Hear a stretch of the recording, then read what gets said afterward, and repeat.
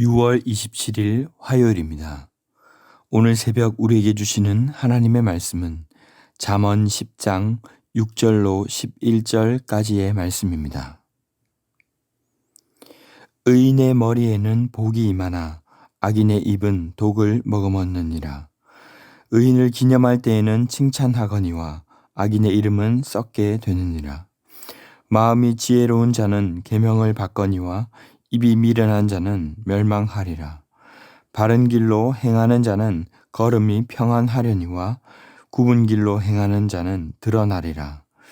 눈짓하는 자는 근심을 끼치고 입이 미련한 자는 멸망하느니라. 의인의 입은 생명의 샘이라도 악인의 입은 독을 머금었느니라. 아멘. 어제 말씀드린 것처럼 잠언 10장으로 22장 16절까지는 잠언의 두 번째 모음집으로 초기 포로기 시대 이후에 보수적인 현자들과 또 청년들을 위해서 도덕적 가르침을 제공하는 형태와 주제를 가지고 있습니다. 어제의 본문에서 잠언 기자는 지혜로운 아들과 미련한 아들을 대조하며 부지런하고 성실함에 대해서 말씀했습니다. 이것은 단순히 열심히 살라는 의미를 넘어서 불의한 방법이 아닌 정직하고 의로운 방법으로 또 더운 여름처럼 어렵고 힘든 때라도 부지런히 성실하게 일하는 자가 지혜로운 아들이라는 것입니다. 이러한 말씀은 결국 우리에게 맡겨진 일이 하나님께서 우리에게 맡기신 일이라는 사실을 전제하고 있습니다. 오늘도 잠언은 이어서 의인과 악인을 비교하는데 특별히 언어 생활, 입의 말에 대해서 말씀하고 있습니다. 6절에 의인의 머리에는 복이 임하나 악인의 입은 독을 머금었느니라. 이 머리라는 표현은 사실상 몸 전체를 대표하는 의미로서 머리끝에서 발끝까지, 더 정확하게 본다면 복수의 뜻으로 복들이 임한다는 것입니다. 이는 복을 받는다는 의미도 되겠지만 복이 온몸에 덮이고 복을 나눌 수 있도록 머금고 있다는 의미도 됩니다. 11절에서는 6절과 마치 한 문장인 것처럼 거의 같은 표현을 썼는데 의인의 입을 생명의 샘으로 묘사한 것을 우리는 알 수 있습니다. 하지만 악인의 입을 묘사할 때는 두 번 모두 악인의 입은 독을 머금었느니라 라고 말씀합니다. 이 잠언의 다른 본문들과 또 야고보서 3장에서도 그렇지만 성경은 혀에 대해서 많이 말씀하고 있습니다. 몸 전체로 볼 때 입은 그리 큰 비중을 차지하지 않는 것 같지만 배의 키나 또 작은 불씨처럼 미세한 움직임에도 전체에 큰 영향력을 가질 수 있음을 성경은 은연중에 경고하고 있는 것이죠. 오늘 마지막 11절에서도 마찬가지로 악인의 입은 독을 머금었다라고 반복해서 말씀하는데 이 독은 하마스, 해치다, 폭행을 가하다라는 뜻입니다. 아주 작은 소량의 독이라도 생명을 위협하는 것처럼 가리워져 있지만 이미 악인이 머금고 있는 독은 위협적이고 폭력적입니다.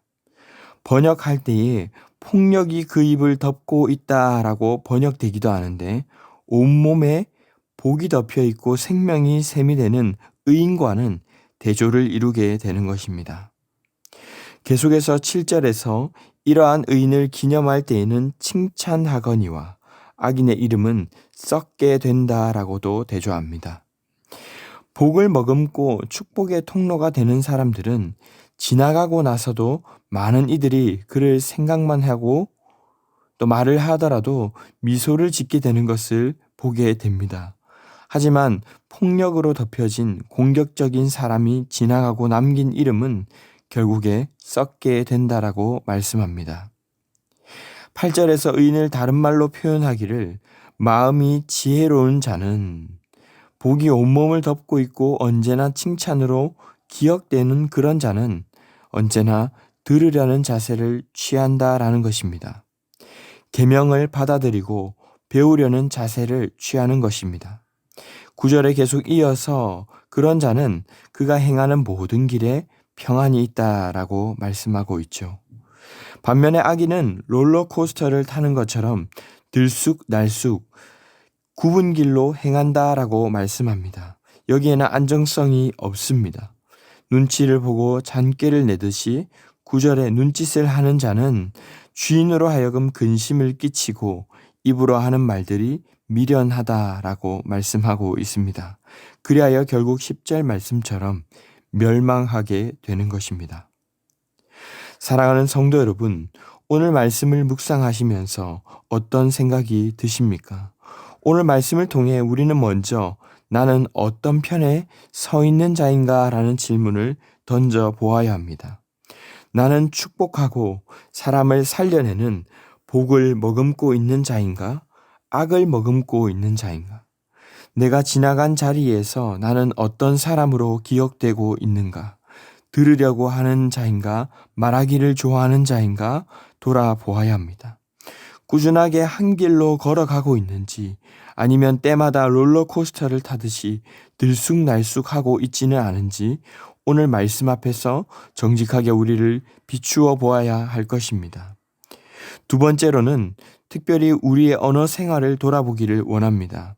나는 과연 살리는 말을 하는 사람인가? 아니면 다른 사람에게 상처를 주려고 독을 머금고 있는 자인가 돌아보아야 합니다. 그런데 말이 너무 중요하지만 사실 말이 나오기 전에 먼저 우리의 내면에 어떤 마음을 가지고 있는가? 그것이 결국 무엇을 머금고 있는가 하는 것을 정하기도 합니다. 혹 우리의 마음에 화가 나 있고 분노에 차 있거나 전혀 그렇지 않다고 말하지만 사실상 속으로는 다른 사람들을 판단하고 미워하고 있다면 가장 먼저는 복의 근원이신 주님이 기뻐하지 않으실 것입니다. 오히려 어려움이 있을 때에 주의 계명 앞에서 하나님이 말씀하시는 것을 들으려는 마음으로 주님, 어떻게 하면 좋을까요? 가르쳐 주십시오.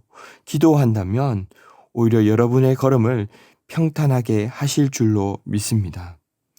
말씀을 맺겠습니다. 우리는 모두 복을 머금고 그 복을 흘려보내는 자들로 부름받았습니다.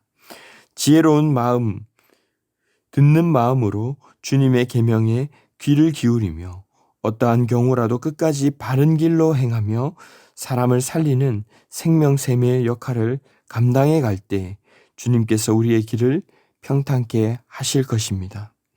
어떠한 모양이라도 악은 버리라고 하신 말씀처럼 독을 머금은 말, 눈짓을 다 버리고 주님과 이웃 앞에서 칭찬받는 자로 기억되는 귀한 성도님들이 다 되시기를 주님의 이름으로 축원합니다.